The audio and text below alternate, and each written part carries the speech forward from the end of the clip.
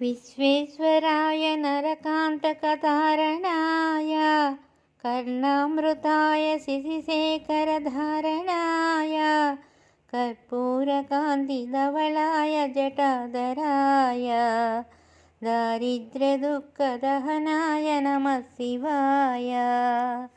दारिद्र्यदुःखदहनाय नमः शिवाय। गौरीप्रियाय रजनीशकलाधराय कालान्तकाय भुजगाधिपकङ्कणाय गङ्गाधराय गजराजविमर्दनाय दारिद्र्यदुःखदहनाय नमः शिवाय। दारिद्र्यदुःखदहनाय नमः शिवाय।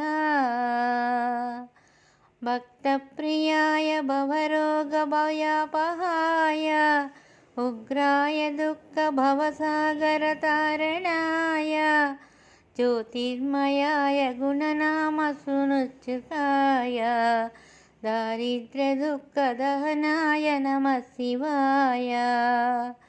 चर्माम्बराय चवभस्मविलेपनाय पालेक्षणाय मणिकुण्डलमण्डिताय मञ्जीरपादयुगलाय जटाधराय दारिद्र्यदुःखदहनाय नमः शिवाय। दारिद्र्यदुःखदहनाय नमः शिवाय।